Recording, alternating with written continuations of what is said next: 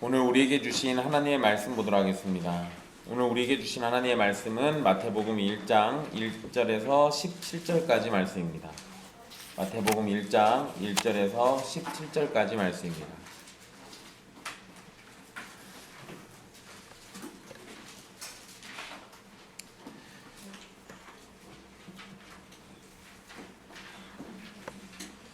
귀하신 하나님의 말씀 받들어서 읽도록 하겠습니다. 아브라함과 다윗의 자손 예수 그리스도의 계보라. 아브라함이 이삭을 낳고 이삭은 야곱을 낳고 야곱은 유다와 그의 형제들을 낳고 유다는 다말에게서 베레스와 세라를 낳고 베레스는 헤스론을 낳고 헤스론은 람을 낳고 람은 아미나답을 낳고 아미나답은 나손을 낳고 나손은 살몬을 낳고 살몬은 라합에게서 보아스를 낳고 보아스는 룻에게서 오벳을 낳고 오벳은 이새를 낳고 이새는 다윗 왕을 낳으니라.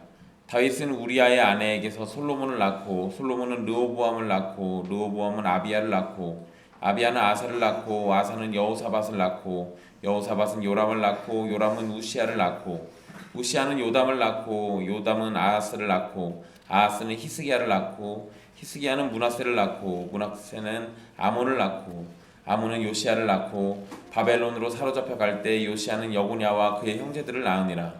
바벨론으로 사로잡혀 간 후에 여고냐는 스알디엘을 낳고 스알디엘은 스룹바벨을 낳고 스룹바벨은 아비웃을 낳고 아비웃은 엘리야김을 낳고 엘리야김은 아수르를 낳고 아수르는 사독을 낳고 사독은 아킴을 낳고 아킴은 엘리웃을 낳고 엘리웃은 엘리야사를 낳고 엘르아살은 mat단을 낳고 mat단은 야곱을 낳고 야곱은 마리아의 남편 요셉을 낳았으니 마리아에게서 그리스도라 칭하는 예수가 나시니라.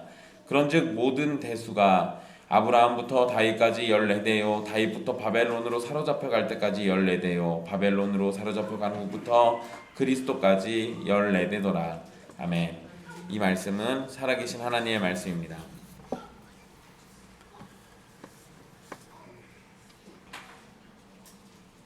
주님께 간청드리건대 오늘 설교에서 여러분들의 머릿속에 낙후만 기억이 남지 않게 되기를 간절히 바랍니다. 오늘부터 우리는 마태복음을 살피게 됩니다. 마태복음은 마태가 기록한 복음서로 신약성경의 제일 첫 번째 책으로 자리하고 있습니다. 그렇다고 해서 신약성경에서 가장 먼저 기록된 책은 아닙니다. 학자들에 따르면 다른 책들이 더 먼저 기록된 걸로 되어 있습니다.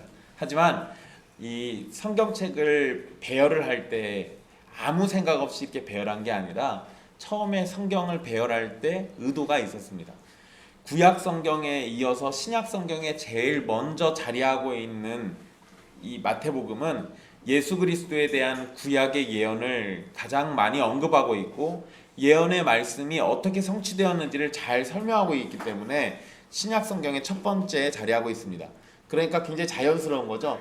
구약 성경에서 예언되었던 그 내용들이 이 예수 그리스도가 오시면서 어떻게 성취되었는지를 자연스럽게 연결하면서 신약으로 내용이 전환되는 겁니다. 그래서 마태복음이 모든 성경, 이 신약 성경 중에서 제일 앞자리에 자리하고 있는 겁니다. 오늘 말씀은 예수님의 계보와 관련된 말씀입니다. 1절은 마태복음의 제목이라고도 할 수 있는데요.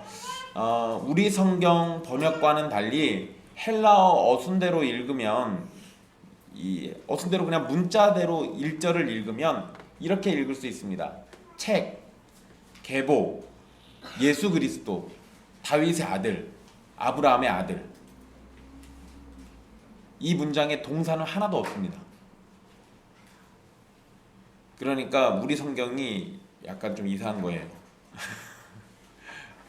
약간 문장이 되게 만들어놨죠. 근데 원래 1절은 진짜로 마태복음의 제목같이 써놨어요. 1절에서 처음에 이 책 얘기하죠. 이 책이란 얘기예요. 근데 어떤 책이냐? 계보를 담고 있다는 책이죠. 여러분, 이 계보라는 말은 예전에는 그냥 족보였어요. 족보. 그런데 이 계보라고 번역된 단어는 기원, 역사, 그리고 시작을 의미합니다. 이 표현이 창세기라는 우리 책의 이름을 헬라어로 바꾸면은 이렇게 돼요. 계보가 됩니다. 그래서 창세기에서는 또 특히 계보라고 번역된 단어가 여러 번 등장하죠. 그래서 아담의 족보가 나오고 노아의 족보가 나옵니다. 그리고 홍수 이후에 새로운 역사가 시작될 때 또 족보가 나오고요. 그리고 아브라함의 족보가 또 나옵니다. 그러니까 지금 이게 이 단어, 이 족보, 계보라는 말이 반복해가지고 창세기에서는 쓰이고 있는데 어떨 때 이게 쓰이냐? 일단 가장 기본적으로는 진짜로 족보가 나올 때 쓰입니다. 그런데 그러면 하나님이 수천 년 또는 수만 년이 될지도 모르는 그 과거의 일들, 그 족보를 굳이 우리를 위해서 왜 남겨놓으셨냐는 거예요. 우리와 이 족보가 무슨 상관이 있길래? 그런데 족보의 내용하고 우리가 연관짓기에는 여러 가지 사건들이 있으니까 충분히 연관을 지을 수 있지만 어쩌면 우리하고는 너무 먼 얘기이기 때문에 관심이 없을 수도 있습니다. 그런데 창세기에서 이 족보가 등장할 때마다 어떤 일이 벌어지냐면 이 계보는 단순히 족보만 의미하는 게 아니라 새로운 시작이 나타날 때 또는 중대한 변화가 일어날 때 이때 이 족보를 언급합니다. 그래서 창세기에서 족보가 언급되면 그 언급되고 난 다음에 새로운 사건들이 벌어지는 거예요. 또는 어떠한 중대한 변화가 벌어지는 겁니다. 가장 중대하고 큰 변화는요, 아브라함의 족보예요. 아브라함의 족보가 딱 언급되고 난 다음에 아브라함을 부르시거든요.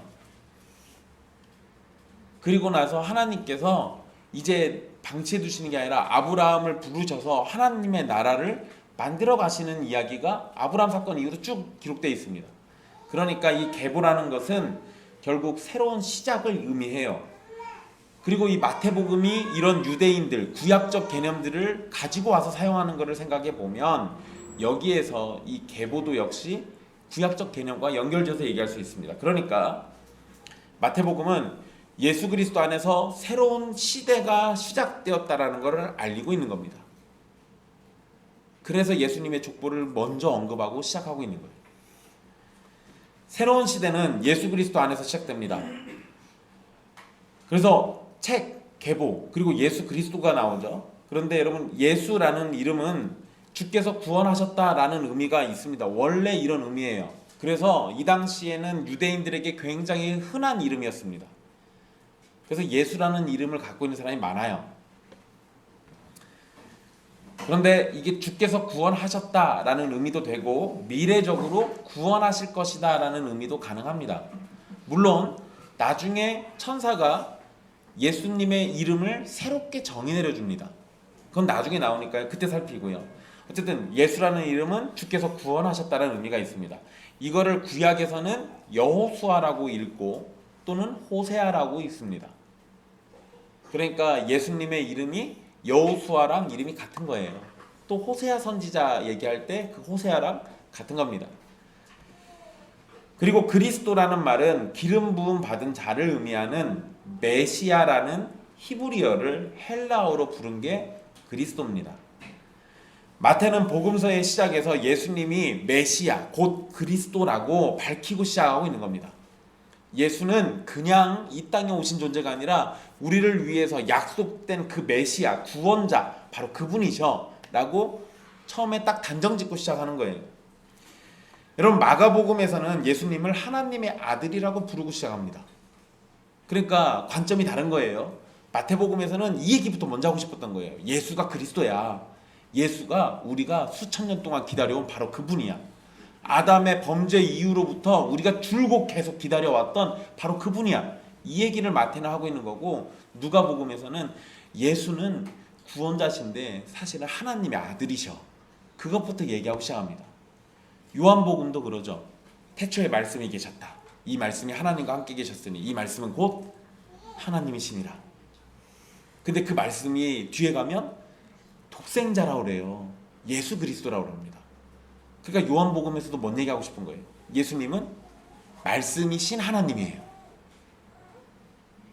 그러니까 복음서마다 이런 특징들이 각각 다 존재하는 겁니다. 그런데 어쨌든 마가복음에서는 다윗과 아브라함의 아들이라는 표현을 써요. 하나님의 아들이라고 일단 안 합니다. 이건 나중에 개념들이 나와요.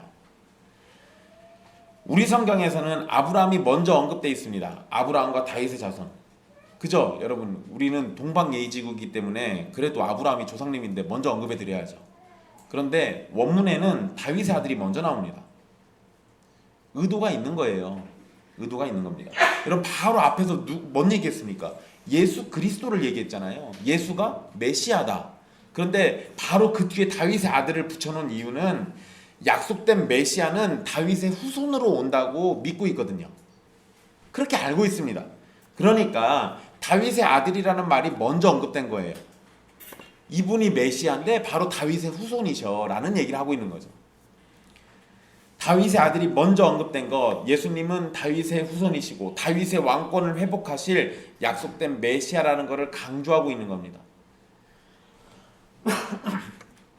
그리고 난 다음에 아브라함이 언급되는데요. 당시의 유대인들은 하나님의 백성을 아브라함의 후손으로 이해하고 있습니다. 그런데 만약에 아브라함의 후손이라는 의미로 아브라함의 아들이라는 말을 여기다 썼다면, 그러면 사실 이게 약간 좀 이상해요. 왜냐하면 다윗의 아들이라는 말 안에는 이미 아브라함의 후손이라는 의미가 포함되어 있습니다. 그러니까 여기에 아브라함의 아들이란 또는 아브라함의 자손이라는 표현이 여기에서 아브라함의 이 혈통적인 자손이다 이 의미로 쓰이진 않았어요. 그렇게 보기에는 이게 반복되기 때문에 그럴 이유가 전혀 없습니다. 그러면 마태가 왜 이걸 구분해서 썼을까? 다윗의 아들 따로 쓰고 아브라함의 아들을 왜 따로 썼을까? 여러분, 이건요, 예수님이 아브라함의 언약을 성취하는 분이심을 강조하려는 겁니다.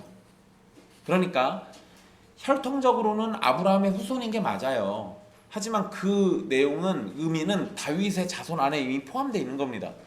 그런데 이 뒤에다가 아브라함의 자손이란 말을 쓴 거는 다윗의 아들로 메시아이시라는 것을 먼저 밝히고, 동시에 아브라함의 아들로 하나님께서 주신 언약을 성취하시는 분이심을 알려주려는 겁니다. 여러분, 이거 창세기에 보면요, 하나님께서 내 자손에게 이런 표현을 쓰세요. 그리고 그걸 갈라디아서에서는 그 자손이라는 말을 그 자손이라고 표현하면서 딱 한 명을 얘기합니다. 그러니까 사도 바울은 갈라디아서에서 아브라함의 그 자손이 누구냐? 바로 예수님이다 라고 얘기하고 있어요. 그거를 지금 여기서 똑같이 얘기하는 겁니다. 결국 이게 뭔 소리냐면 아브라함의 언약을 이어서 그것을 성취하시는 분은 아브라함의 아들인 이삭이 아니에요. 예수 그리스도입니다. 그 얘기를 하고 싶어가지고 여기다 써놓은 거예요. 그러니까 아브라함의 언약의 성취자, 그분이 바로 이분이셔. 그런데 그분은 누구였어요? 다윗의 후손이잖아요. 메시아이기도 합니다. 그러니까 단순히 우리를 구원하는 정도가 아니라 하나님의 언약을 성취하러 오신 분이에요. 마태복음 1장 1절의 이 구절은요, 우리에게 필요한 모든 구원의 내용을 다 담고 있는 겁니다. 할 수만 있으면 이거 하나 가지고 한 10주는 설교하고 싶어요. 근데 그러면 오래 걸리니까 패스. 어쨌든 여러분, 이 한 구절에 이 중요한 내용들을 다 담고 있다는 걸 잘 기억해 두십시오. 그리고 이제 여러분 2절에서 17절까지는 예수님의 족보에 대해서 기록되어 있습니다. 마태는 누가 누구를 낳았다라는 공식을 반복하고 있어요. 그리고 여자들을 언급할 때는 누구에게서라는 표현을 추가합니다. 창세기의 내용을 생각해 보면은요, 아브라함에게서 이삭이 태어나고요. 그 다음에 누구로 연결됩니까? 이삭의 아들 야곱으로 연결돼요. 근데 이삭의 아들이 야곱만 있었습니까? 에서가 또 있었죠. 근데 에서는 언급하지 않습니다. 창세기에서도. 야곱에게 장자권 넘어갔으니까.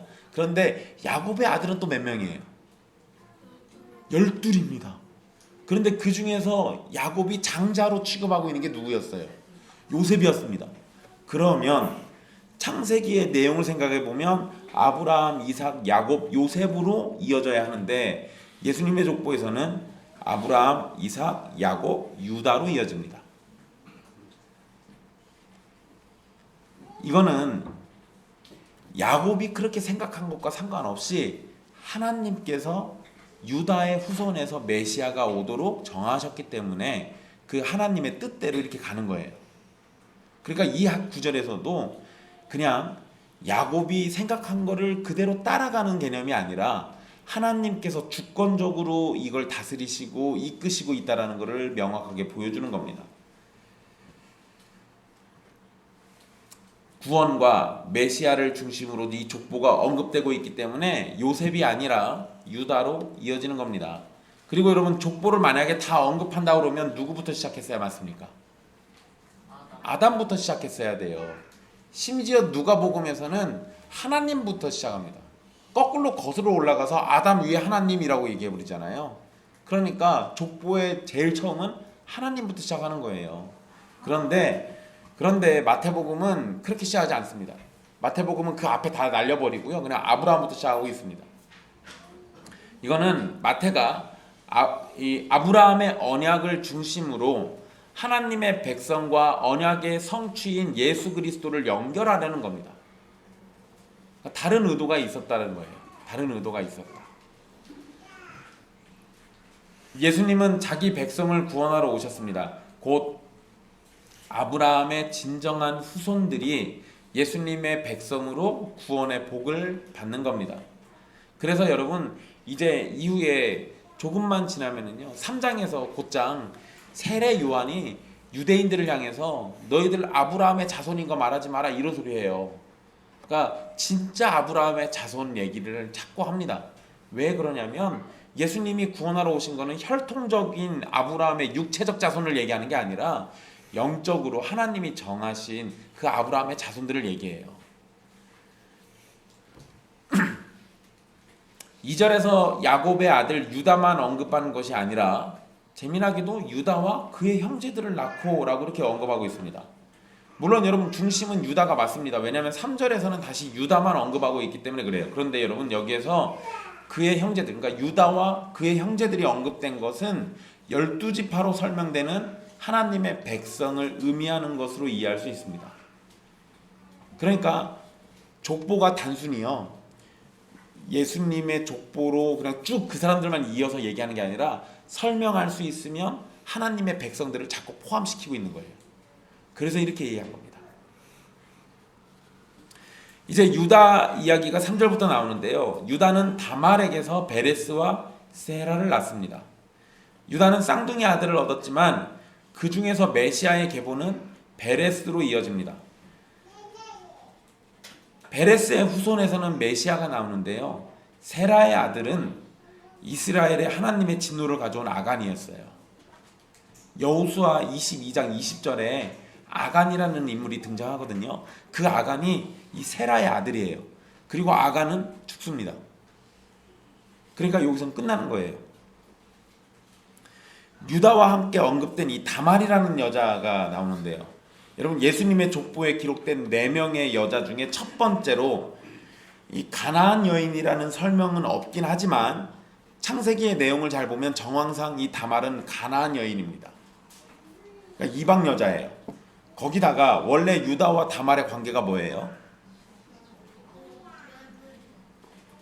시아버지하고 며느리 관계예요. 그러니까 이게 지금 정상적인 관계가 아니었다는 걸 얘기합니다. 일단 거기까지만 생각하세요. 그 다음에 4절에서는 람이라는 인물이 나오고 람이 아미나답을 낳았다라고 기록되어 있습니다. 근데 아미나답은 출애굽 이후에 광야에서 등장하는 인물입니다. 그러니까 여러분, 이게 좀 많이 떼먹은 거예요. 베레스가 헤스론을 낳고 헤스론은 람을 낳고 람은 아미나답을 낳았다라고 하는데 람하고 아미나답 사이에는 생략된 사람들이 많이 있는 거예요. 출애굽 이후에 광야면 400년인데 400년 기간 동안 이게 이 몇 명 가지고 400년을 다 채우기가 불가능합니다. 그 얘기는 여기에 지금 생략된 사람들이 있다. 이게 뭐냐면 족보에 의도적으로 사람들을 뺐다. 이거를 알아두세요. 의도가 있는 겁니다. 이거 뺐다고 잘못은 아니에요. 이거 뺀 게 문제는 아닙니다. 그런데 의도가 있는 거예요. 그 의도가 무엇인지를 우리가 생각해 보는 것도 중요한 사색이 될 겁니다. 5절에서는 살몬이 이 라합에게서 보아스를 낳았다라고 되어 있습니다. 라합은 여리고성을 이스라엘이 정복할 때 여리고성에 살던 기생이었습니다. 당연히 여리고성에서 함께 멸망했어야 하지만 정탐꾼들을 숨겨주고 하나님의 백성이 되기를 원했기 때문에 멸망하는 여리고성에서 구원을 받은 여자입니다. 그래서 라합도 이방 여자예요. 여기에서 약간 좀 여기서 좀 문제가 있긴 한데, 보아스가 살몬이 라합에게서 보아스를 낳은 건 맞습니다. 그런데 저 보아스를 낳았다라고 기록은 분명히 돼 있는데, 보아스가 그 뒤에 보면은 룻에게서 오벳을 낳았다라고 돼 있죠. 그러면 저거는 룻기에 나오는 보아스거든요. 그런데 이러면 연대가 안 맞아요. 연대가 좀 많이 안 맞습니다. 이게 여호수아 사건에서의 라합이 나올 때하고 보아스가 나올 때는 200년 정도 차이가 나요. 그래서 이건 제가 보니까 신학자들도 난제여가지고 잘 설명을 못합니다. 고민 많이 했어요. 답이 없어요. 학자들도 뭔지 잘 모르겠대요. 근데 그냥 제가 추측하기엔, 여러분 이거 추측이에요. 나중에 천국 가서 물어보세요. 정확하게는. 살몬이 라합에게서 보아스를 낳은 건 맞은 것 같아요. 그리고 보아스가 룻에게서 오벳을 낳은 것도 맞다라고 치면 오벳에서 이세로 넘어가잖아요. 우리 성경에 다 그렇게 돼 있습니다. 그런데 어쩌면 오벳과 이세 사이에 공백기가 있는 거예요. 거기에 또 생략된 족보가 있을 수도 있어요. 만약에 저게 그냥 나머지가 다 맞다라고 하면 오벳과 이세 사이에는 생략된 족보가 있을 수도 있다. 그러면 200년이라는 공백기가 있는 게 설명이 되긴 합니다. 그런데 근거가 없어서 제가 뭐라고 말을 못하겠어요. 근거만 찾으면 제가 이거 신학계에 보고하면 저 바로 뜹니다. 전 세계적인 신학자 될 수 있어요. 근거만 찾겠습니다. 어쨌든 사실은 이거에 대해서 정답을 모른다는 얘기는 굳이 더 찾으려고 하지 말란 얘기예요. 그냥 이렇게만 알면 됩니다. 어쨌든 이제 보아스는 룻에게서 오벳을 낳게 되는데요. 여기에서 이 룻도 모압 여자라고 분명히 못 박아두고 있습니다. 그러니까 이방 여자죠. 룻은 원래 기럐이라는 남편이 있었습니다. 그런데 이 기럐이 일찍 죽게 됩니다. 그리고 어머니 나오미와 함께 베들레헴으로 들어와서 보아스를 만나 결혼한 여자입니다. 오벳은 이세를 낳고 이세는 다윗을 낳습니다. 그런데 여기에서 처음으로 왕이라는 표현을 다윗에게 붙이고 있어요. 그리고 여러분 그 뒤에는 왕이라는 얘기 또 안 씁니다. 그러니까 다윗만 지금 뭘로 인정해요? 왕으로 인정하고 있는 것처럼 보여요. 사실은 나머지도 다 왕인데, 다윗 이후에 태어난 사람들 다 왕이에요. 다윗 왕위를 이은 사람들이니까. 솔로몬도 여러분 잘 아시잖아요. 왕이잖아요. 히스기야도 왕이잖아요. 그런데 왕이라는 이름을 안 붙여놨습니다. 그거는 의도가 있는 거죠. 다윗이라는 왕을 높이려고 하는 거예요. 그러니까 지금까지 아브라함의 자손으로 언급됐다면 이제부터는 다윗부터는요 왕의 계보로 이름이 이어집니다. 다윗은 솔로몬을 우리아의 아내에게서 낳았다라고 기록되어 있습니다. 우리아의 아내는 밧세바라는 여인인데 이 여자 이름을 여기서 언급을 안 해요. 왜 안 했을까요? 아니 그냥 밧세바라고 쓰면 되잖아요. 아니, 구약에도 다 내동 밧세바라고 써놓고는 왜 굳이 여기다 우리아의 아내라고? 글쎄요. 그렇죠. 글쎄요. 여러분 밧세바의 이름보다 남편의 이름인 우리아의 이름을 언급함으로써요 솔로몬의 부모인 다윗과 밧세바가 정상적인 관계가 아닌 간음으로 이어진 관계라는 것을 분명히 밝히고 있는 거예요. 게다가 여러분 우리아는 헷 사람입니다. 이스라엘 사람이 아니에요 원래. 그러니까 우리아는 이방인이에요. 그러면 우리아의 아내는 이방인일 가능성이 높아요. 그래서 밧세바도 이방인으로 봅니다. 그러면 솔로몬의 어머니 우리아의 아내는 이방 여자라는 게 강조되는 거죠. 여기에서 여러분 조심할 건 밧세바를 정죄하고 있는 것은 아닙니다. 성경이 굉장히 페미니스트 같아요. 간음과 관련해 가지고 다윗과 밧세바 둘 다 잘못이긴 한데요. 마태가 다윗은 우리아의 아내에게서라고 언급한 건 누가 죄가 더 크다는 거예요. 다윗의 죄가 더 크다는 거예요. 그러니까 이렇게 콕 집어가지고 아주 두고두고 그냥 계속 이렇게 비난받게 만들어놨어요. 자, 지금까지 여러분 4명의 여자가 등장했습니다. 모두가 이방 출신의 여자라는 공통점을 가지고 있습니다. 이것은 이방인이라도 하나님의 백성이 될 수 있다는 걸 보여주는 거죠. 이러한 개념은 유대인들에게 사실은 굉장히 충격입니다. 여러분, 원래 유대인들의 족보에는 여자 이름 안 넣어요. 그런데 마태는 유대인인데 이 유대인인 마태가 족보를 쓰면서 여자 이름을 넣어놨어요. 이것도 충격인데 그 여자들이 다 이방 여자예요. 그러니까 충격인 거죠. 근데 거기다가 뭐 그냥 이방 여자로 끝납니까? 아니, 정상이 하나도 없잖아요. 지금 그냥 이방 여자가 아니라 범죄의 관계가 자꾸 성립돼요. 문제가 자꾸 있는 거예요. 그나마 룻은 좀 깨끗합니다. 근데 룻도 한번 결혼하고 왔죠. 그러니까 이게 지금 족보로만 놓고 보면 이게 영 매끄럽지 않아요. 만약에 이게 사람이 쓴 거면 이 여자들 이름 싹 빼야 합니다. 흠이니까. 그런데 하나님이 쓰셨기 때문에 저 여자들을 이름을 집어넣고 뭘 더 부각시키는 거예요? 하나님의 은혜, 하나님의 사랑을 더 부각시키는 거예요. 그러니까 여기 이방 여자들 들어가 있죠. 그리고 여러분, 이 개념은 결국 아브라함의 자손이 혈통적인 자손만이 아니라 하나님의 택하심 속에서 은혜 입은 모든 사람이 다 될 수 있다라는 걸 보여주는 거고요. 또 하나는 이 4명의 여자들은 결혼이나 출산이 다 일반적이지가 않습니다.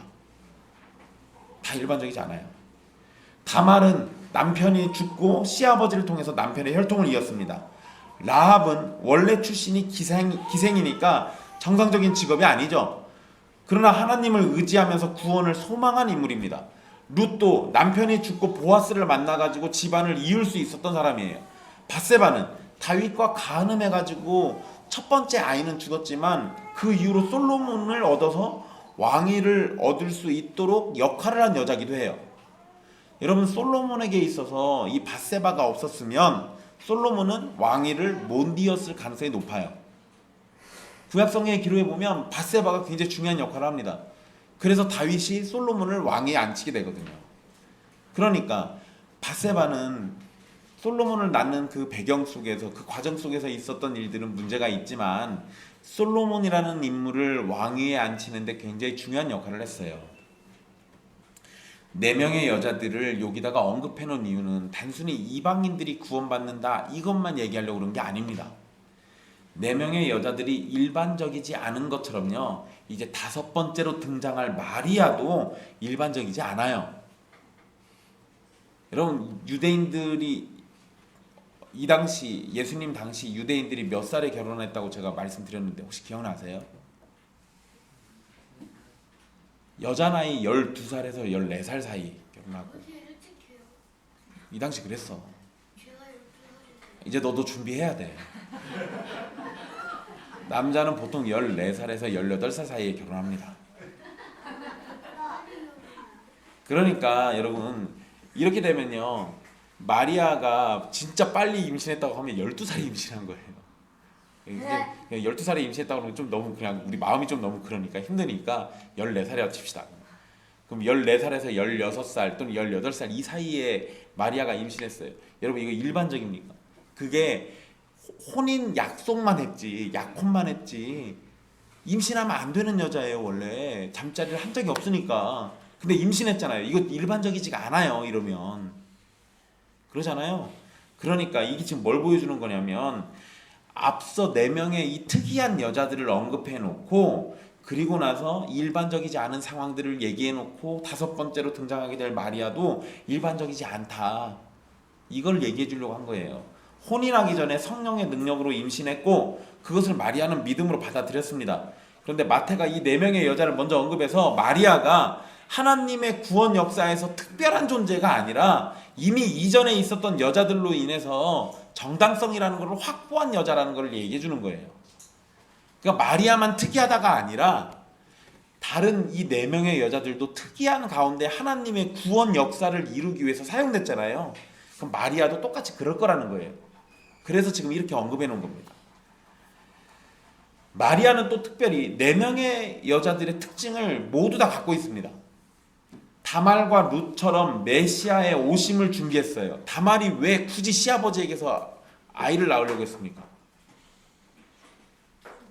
그쵸? 후손을 이어야 돼요. 근데 어떤 후손이에요? 여자의 후손. 여자의 후손을 이어야 돼요. 그래서 기를 쓰고 애를 낳으려고 했습니다. 룻도 그랬어요. 메시아의 오심을 준비했습니다. 그리고 라합처럼 믿음으로 하나님을 의지했죠. 그리고 밧세바가 태어난 아기 이 솔로몬을 왕위에다가 오르도록 준비했던 것처럼 마리아도 태어날 아기가 왕위에 오르도록 준비했습니다. 마리아를 통한 출산은 결국 하나님의 큰 일을 이루기 위한 거예요. 이걸 보여주려고 이 4명의 여자를 언급한 겁니다.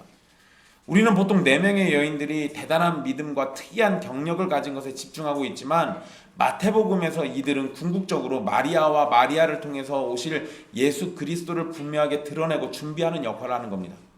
그러니까 여기에서는 이 여자들에게 너무 집중할 게 아니라는 거예요. 이 여자들을 통해서 더 부각될 마리아, 그리고 그 마리아를 통해서 하나님이 준비하신 구원의 정점인 우리 주 예수 그리스도, 여기에 관심 두라는 거예요. 이제 다시 우리 족보로 또 돌아가면요, 7절에 등장하는 르호보암이 나오는데요. 르호보암은 이 솔로몬의 아들로 이스라엘이 남과 북으로 갈라진 후 남유다의 첫 번째 왕이었습니다. 원래는 멀쩡한 나라를 이어받긴 했습니다, 르호보암이. 근데 르호보암이 말실수해가지고 이 지파들이 분열을 해요. 그래가지고 르호보암 말고 여로보암이라는 사람을 왕으로 세워가지고 북이스라엘이라고 따로 나라를 만들어버립니다. 어쨌든 르호보암이 문제였던 거죠. 그런데 북이스라엘은 정상이냐? 아니요. 회 찢어지고 난 다음에 우상숭배예요. 그러니까 거기도 정상이 아니에요. 7절에 아비야의 아들은 우리 성경에서는 아사로 기록되어 있죠. 르호보암이 아비야를 낳고요, 아비야는 아사를 낳았다고 되어 있습니다. 그런데 여러분, 이 역대상 3장 10절의 기록처럼 이 아사라는 이름이 맞긴 합니다. 그런데 헬라어 원문에서는요, 아사라고 안 돼 있고 아삽이라고 돼 있어요. 그거를 우리 성경에서는 번역하면서 헬라어가 틀렸네 하고 아삽을 아사로 바꿔놨어요. 여러분, 헬라어가 틀렸을까요? 우리 성경이 틀렸을까요? 근데 여러분, 우리가 본 헬라어 성경이 원본은 아니거든요. 필사본이니까 틀릴 수도 있지. 근데 여러분, 이따가 이게 똑같은 게 하나 또 나옵니다. 일단 아삽은, 여러분 아삽 하면 누가 생각나요? 뭐가 생각납니까? 아삽. 시편. 아삽의 시편이 나와요. 그러니까 여러분, 아삽은 시편 저자 중에 한 명인데 마태는 의도적으로 아사 왕을 이름이 비슷한 아삽으로 기록한 거예요. 저는 이게 의도적이라고 봐요. 왜냐하면 또 반복하거든요. 그러니까 의도가 있는 겁니다.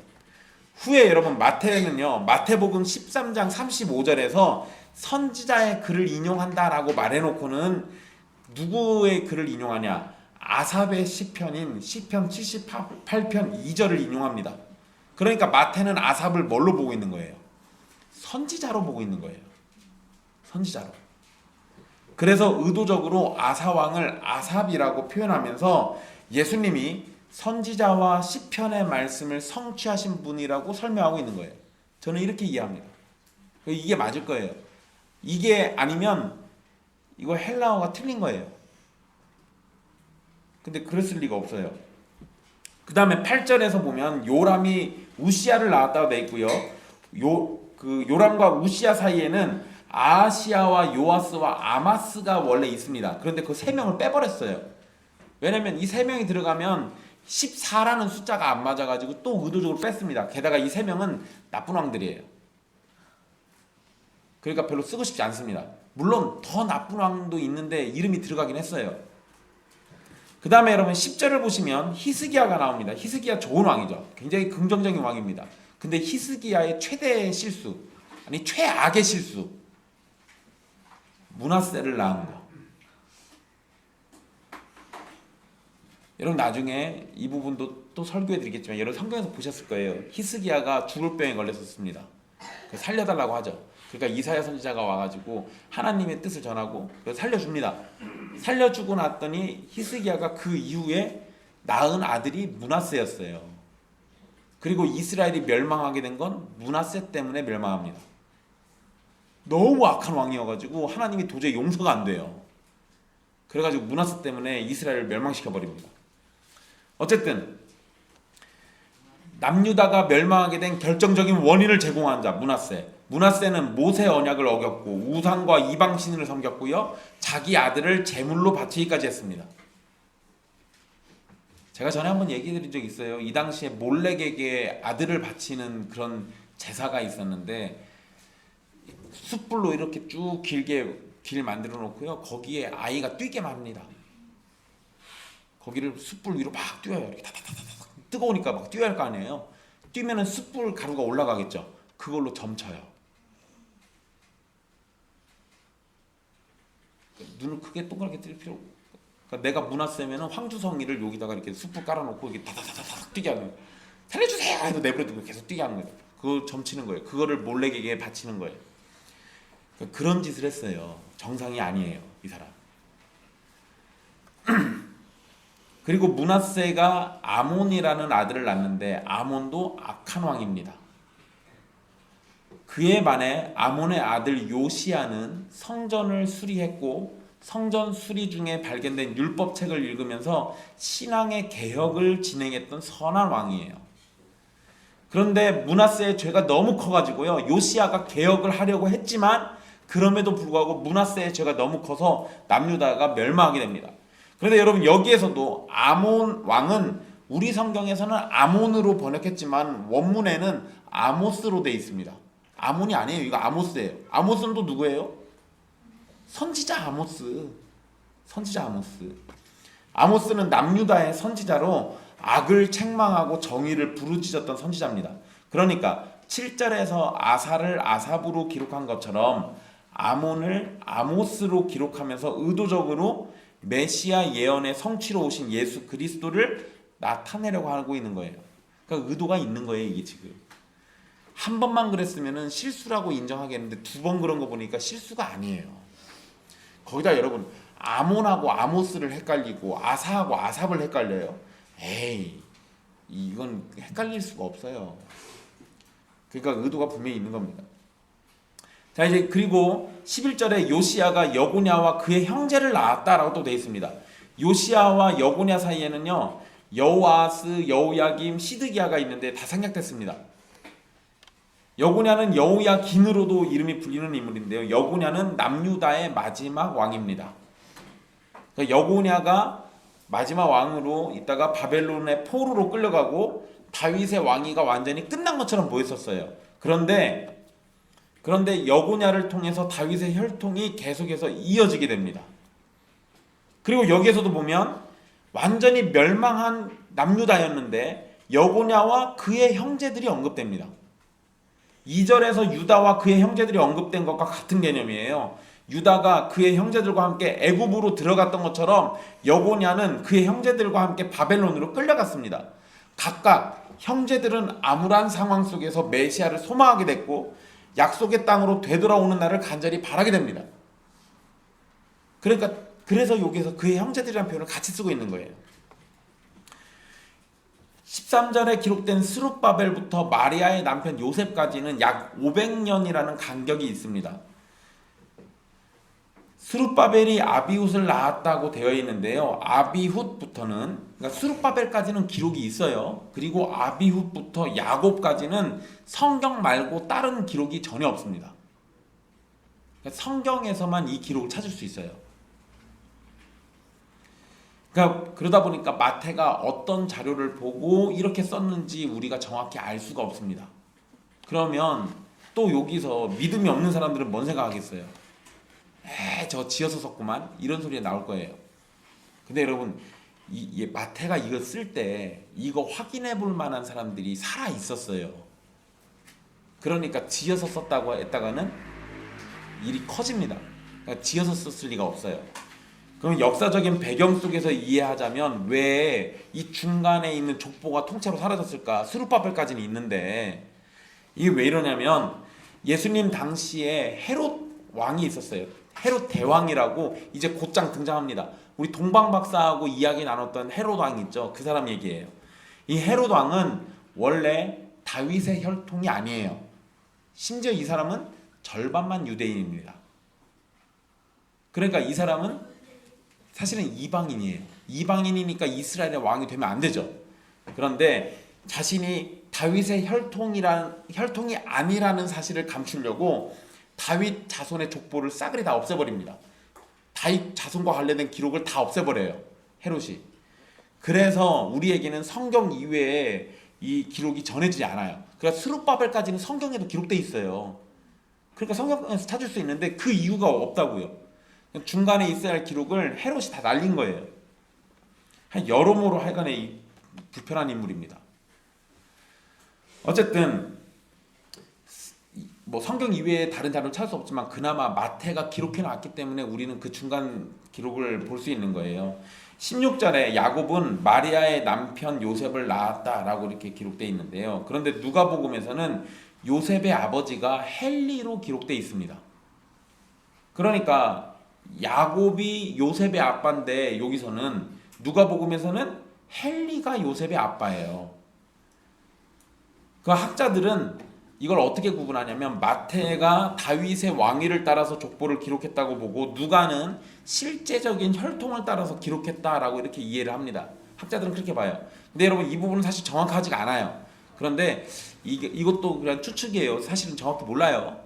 당시 상황으로 봤을 때, 당시 정황으로 봤을 때 일단 마태복음의 기록과 누가복음의 기록이 어느 한쪽이 틀렸다라고 전제하지 않고 둘 다 맞다라고 해버리면 그러면은 우리가 이걸 어떻게 해결할 수 있냐? 당시 상황으로 봤을 때 야곱에게 친아들이 없었어요. 그러니까 친아들이 없었던 거예요. 그래서 요셉이 야곱의 양자로 들어간 거고 친족의 권위를 이어받았을 가능성이 있습니다. 이러면은 족보에는 어떻게 올라가냐면 야곱의 아들이 요셉이라고 되어 있는 거예요. 그런데 그러면 누가복음에서는 왜 헬리라고 써놨냐? 헬리가 요셉의 실제 아빠니까. 그래서 거기는 그렇게 써놨다라고 보면 맞아요. 그러면은 실제 아빠는 헬리지만 야곱에게 양자로 입양된 거예요, 요셉이. 그래서 요셉의 족보가 이 다윗 왕가의 족보로 이어져 있는 거예요. 이렇게 되면 전혀 문제가 안 됩니다. 게다가 이 요셉이 그러면 다윗하고 아무런 상관이 없는 혈통이냐? 아니요, 그렇진 않아요. 거슬러 올라가면 연결되어 있긴 합니다. 이건 누가복음하고 족보를 여러분들이 혹시 비교하시고 이거 서로 틀렸다라고 여러분들이 비난하실까봐 제가 미리 알려드리는 거예요. 어쨌든 근데 재미나게도 여러분 여기에 요셉이 야곱과 연결되면서 좀 재미난 모습이 되죠. 일단 구약의 족보하고 얼추 비슷해졌어요. 거기다가 요셉이란 인물이 또 특이합니다. 구약의 요셉이 애굽으로 갔던 것처럼 예수님의 아버지인 요셉도 애굽에 들어갑니다. 구약의 요셉을 의로운 사람이라 부르죠. 신약의 이 예수님의 아버지 요셉도 의로운 사람이라고 설명합니다. 구약의 요셉이 꿈으로 미래에 할 일을 알았죠. 신약에서의 요셉도 천사가 꿈에 나타나서 해야 할 일을 알려줍니다. 구약의 요셉은 즉각적인 순종을 하죠. 신약의 요셉도 즉각적인 순종을 합니다. 이러면 둘이 같은 인물인가요? 같은 인물이라고 해도 될 정도로 아주 뭔가 유사한 점들이 많아요. 자, 요셉은 다윗의 혈통을 이은 사람으로 메시아로 오신 예수님의 법적인 아버지입니다. 제가 법적이라는 말을 쓴 걸 잘 이해하셔야 돼요.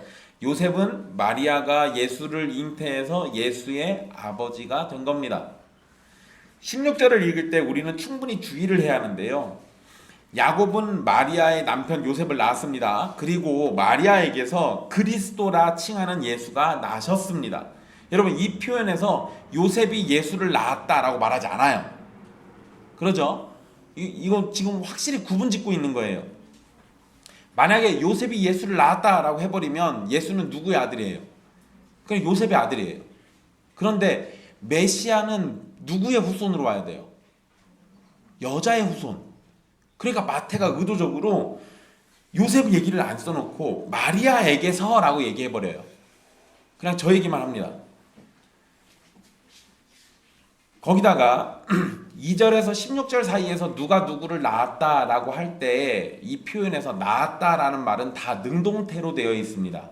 그러니까 아들을 낳은 것은 아버지들의 적극적인 행동이었다라는 의미예요. 그런데 예수를 마리아에서 낳았다라고 할 때 우리 성경 16절 마지막의 표현처럼 나시니라라고 이렇게 돼 있잖아요. 이 표현은 수동태예요. 그래서 이런 걸 우리는 뭐라 부르냐면 신적 수동태라 부릅니다. 앞에 표현들과 달리 예수님의 나심은 사람이 한 일이 아니다라는 거예요. 이거는 하나님이 하신 거예요. 즉 예수님이 마리아에게서 잉태된 것은 하나님이 하신 일이라는 거고 요셉은 법적인 아버지가 되었을 뿐이다. 이거를 지금 강조하고 있는 겁니다. 자, 17절은 이제 예수님의 족보를 총정리하는데요. 특별히 14대라는 것을 세 부분으로 나눠가지고 설명을 합니다. 그래서 아브라함부터 다윗까지 14대, 다윗부터 바벨론까지 14대, 바벨론에서 예수 그리스도까지 14대로 나누게 되는데요. 여기에서 언급되는 이름은 아브라함과 다윗과 예수밖에 없죠. 이거는 처음에 시작할 때 3명의 이름이 언급된 거랑 똑같이 또 반복되고 있어요. 이건 또 뭘 보여주겠습니까? 아브라함과 다윗의 언약은 예수 그리스도에게서 성취됐다라는 것을 간접적으로 보여주고 있는 거예요. 그리고 여러분 14대니까 14잖아요. 그럼 왜 14라는 숫자가 여기 왜 튀어나오냐? 이거는 여러분 게마트리아라고 부르는 이 유대인들의 표현 방식이 있는데요. 이름에다가 이 단어에다가 숫자를 붙여요. 단어에다 숫자를 붙여요. 쉬운 예로 들으면 어른들이 쉽게 이해하신다라고 치면 여러분 고스톱에다가 화토짝에다가 숫자 붙여 놓으시죠. 그죠? 그래서 1이 있고 2가 있고 네. 단풍은 뭐예요? 10. 그쵸? 그거. 그렇게 숫자를 붙인 거를 이름에다가 붙이면 그게 게마트리아예요. 그런데 다윗의 이름이 다비드인데 다비드를 숫자를 붙여가지고 다 더하면 14예요. 다윗의 이름이 464라는 숫자가 나오거든요. 그거를 더하니까 14가 됩니다. 그래서 14라는 숫자를 강조하고 그거를 14대씩 3번 반복해가지고 약속된 메시아가 오셨는데 이 메시아는 그러니까 다윗의 이름과 연관되는 14가 3번 반복이죠. 그러니까 다윗의 족보 후손으로 오신 분이 바로 이분이야 라는 걸 강조하려고 한 거예요. 그러기 위해서 중간에 원래 있었던 사람들의 이름까지도 지워가면서 생략해가면서 14를 억지로 맞춰놓은 겁니다. 즉 다윗의 왕위를 이어서 다윗의 나라를 회복하고 하나님의 언약을 성취하는 메시아가 바로 이 예수 그리스도다라는 것을 강조한 겁니다. 예수님의 족보는 아브라함과 다윗 그리고 바벨론의 포로 마지막으로 다윗의 아들 예수 그리스도로 정리가 되는데요. 하나님께서는 아브라함에게 언약을 주셨고 다윗은 그 언약을 계승했습니다. 그런데 다윗의 뒤로 온 왕들은 하나님의 언약을 계승하지 않아요. 신실하지 않습니다. 다 하나님의 언약 앞에서 범죄합니다. 죄를 지어가지고 그 결과가 뭐였어요? 바벨론 포로로 끌려간 거였어요. 이 일을 해결하기 위해서 약속된 메시아가 다윗의 자손으로 오셨던 겁니다. 그분은 포로가 된 하나님의 백성을 풀어주시고 그들을 모든 속박으로부터 건져주시는 분입니다. 하나님께서는 이 일을 이루시기 위해서 바벨론 포로로 끌려간 상황 속에서도 다윗의 혈통이 이어지도록 은혜를 베푸셨고 백성들에게는 이스라엘의 회복을 소망하도록 해주셨던 겁니다. 그렇다고 여러분 구원이 이스라엘에게만 있는 게 아니죠. 족보에 이방 여자들이 언급됐던 것처럼 분명 하나님의 복이 모든 나라를 향한다라는 것을 보여주고 있는 겁니다. 아브라함의 족보에서 아들을 낳는 것과 관련해 가지고 제일 중요한 인물이 누구예요? 아브라함의 족보에서 제일 중요한 인물. 여러분 여자들 이름 중에 누구 하나 빠졌어요. 이 여자가 왜 빠졌는지 도저히 이해가 안 되는 여자 하나 있어요. 사라. 아브라함의 부인인 사라는 아들을 낳는 것과 관련해 가지고 굉장히 중요한 인물이에요. 그리고 솔직히 4명의 여자들하고 비교하면 누가 제일 힘들었어요? 사라가 제일 힘들었어요. 수십 년 동안 약속은 받았는데 애가 안 생기고 얼마나 힘들었습니까? 그래서 하갈로 아들 낳았더니 하갈이 자기 막 멸시하고 모욕 주고 그래서 얼마나 또 마음고생도 해요. 그러다가 아들을 낳은 거잖아요. 그런데 여러분 아브라함의 족보와 관련해 가지고는 사라라는 여자가 굉장히 중요할 텐데 사라를 족보에 안 넣어놨어요. 90세의 아들을 낳는 기적보다 더 중요한 건 하나님의 복이 아담의 자손 전체를 향한다는 걸 보여주기 위해서 이방 여자들만 이름을 넣어놨다고요. 그러니까 의도가 있었던 거죠. 의도가 있었던 거예요. 그리고 여러분, 족보에 기록된 인물 중에는요, 제가 아까 히스기야 선한 왕이라고 했죠. 요시야 선한 왕이라고 했습니다. 그런데 므낫세 나쁜 애라고 했죠. 아몬 나쁜 애라고 했죠. 나쁜 왕들도 있고 선한 왕들도 있어요. 선하다고 평가되는 인물도 있고 악하다고 평가되는 인물도 있습니다. 선하든지 악하든지 그리스도가 오시기 위해서 쓰임 받았다라는 것을 우리는 알 수 있습니다. 족보에 언급된 인물 모두를 우리는 천국에서 만나지 못할지도 모릅니다. 하나님의 은혜가 주어지지 않는다면 분명 그 사람은 이름이 언급되고 구원자가 오시는 혈통에 속했어도 천국에 들어가지는 못했을 겁니다. 확실한 것은 하나님의 다스림은 택한 백성만을 향하지 않고 모든 피조물을 향해 있다는 것, 악인이든 선인이든 하나님의 통치 아래 있다라는 것, 이거는 분명한 사실이에요. 그래서 우리는 이 족보를 통해서도 그런 걸 볼 수 있는 겁니다. 이러한 통치는 바벨론 포로 시기에도 이어집니다. 이스라엘이 무너지고 하나님의 백성은 포로로 끌려갔습니다. 다시는 회복될 것 같지 않은 상황이었지만 하나님은 약속하신 다윗의 혈통을 계속 이어가도록 하셨습니다. 모든 것이 끝난 것 같고 잊혀진 것 같은 상황 속에서도 그리스도를 보내주셨어요. 하나님의 통치는 예수 그리스도 안에서 새로운 시작으로 더욱 분명해지는 겁니다. 여러분, 과거에 이스라엘 백성들이 애굽으로 들어가서 처음엔 잘 지내다가 나중엔 노예가 되잖아요. 400년이나 지나고 난 다음에 이스라엘 백성들이 탄식하죠. 탄식했으면 하나님이 모세를 보냈을 때 이스라엘 백성들 반응이 어땠어야 돼요?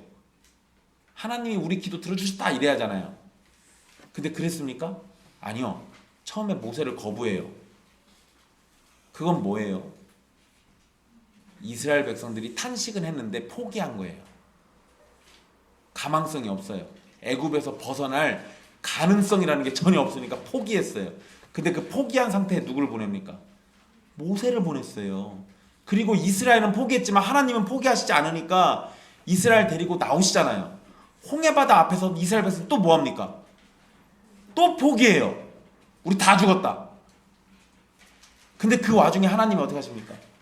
이스라엘은 포기해도 하나님은 포기하시지 않으니까 홍해바다를 갈라가지고 이스라엘을 구원하시잖아요. 바로의 백성들은 다 죽이잖아요. 예수님이 오실 때도 이스라엘 백성들 다 포기했습니다. 약속된 메시아가 올 줄 알았는데 안 와요. 포기하고 절망한 상황 속에서 예수님이 오신 거예요. 우리는 포기하지만 하나님은 그때 큰 일을 이루십니다. 그러니까 여러분들이 포기했다고 일이 끝난 거라고 생각하지 마십시오. 하나님께서 큰 일을 이루시니까 우리는 포기하지만 포기하지 않으시는 하나님이 있다는 걸 기억하셔야 돼요. 여러분, 그리고 예수님의 족보에 언급되지 않은 숨겨진 아버지가 한 분 계십니다. 14대에 3번에 걸쳐서 아버지들이 등장하지만 한 번도 언급되지 않은 아버지. 족보에는 기록되지 않았지만 평생 예수님은 계속해서 아버지를 언급하고 의지하고 신뢰했습니다. 우리 하나님 아버지. 그 아버지는 아브라함을 부르시고 이삭과 야곱에게 아브라함의 언약을 계승하게 하셨죠. 또 다윗을 왕으로 세우시기도 하셨고 다윗 언약을 주셔서 영원한 왕이 오실 것을 약속하시기도 했습니다. 이스라엘이 멸망해서 절망적인 상황 속에서도 자신이 하신 약속을 지키시기 위해 다윗의 자손들이 번성하도록 하셨고 약속대로 다윗의 자손으로 메시아가 오도록 준비하시고 이끌어 주시기도 하셨습니다. 이제 그 아버지는 예수 그리스도 안에 있는 모든 사람의 아버지가 되십니다. 예수님 안에서 새로운 시대를 맞은 것처럼 하나님 아버지와 새로운 관계를 그리스도 예수 안에서 택함을 받은 자들이 누리게 되고 하나님의 자녀된 영광을 얻게 되는 겁니다. 사랑하는 형제 자매 여러분, 예수님의 족보를 통해서 우리는 신실하신 하나님을 바라보게 됩니다. 하나님은 아담에게 구원의 약속을 주셨고 그 약속을 이루시기 위해서 아브라함을 부르셨습니다. 그리고 아브라함에게 약속을 주셨고 그 약속을 모세를 거쳐 다윗에게 이어지도록 하셨고 그 약속의 성취로 예수 그리스도를 이 땅에 보내주셨어요. 신실하신 하나님 아버지를 바라보는 여러분이 되십시오. 우리의 관심과 사랑이 하나님 아버지를 떠나지 않기를 힘쓰십시오. 하나님 아버지는 예수 그리스도 안에 있는 여러분을 사랑하셔서 수천 년에 걸친 역사 속에서 구원자가 오는 길을 예비하셨습니다. 하나님의 사랑을 받는 우리는 예수 그리스도 안에서 새로운 시작을 얻게 된 겁니다. 우리가 예수 그리스도 안에서 은혜 언약을 누리고 구원을 받은 것처럼 우리의 자녀에게도, 우리의 이웃에게도, 우리의 형제들에게도 그러한 은혜가 주어지고 이어지기를 소망해야 합니다. 예수님의 족보가 하나님의 언약이 이어지듯이 우리들의 가정과 교회에도 하나님의 언약이 계승되고 유산으로 물려지기를 소망하십시오. 그래서 우리를 사랑하는 하나님의 거룩하신 이름이 오랜 족보를 통해서 전해지듯이 우리의 믿음이 우리의 자녀들에게 계승되고 하나님의 구원이 전해지며 구원의 은혜를 대대손손 누리게 되기를 소망하십시오. 기도하겠습니다.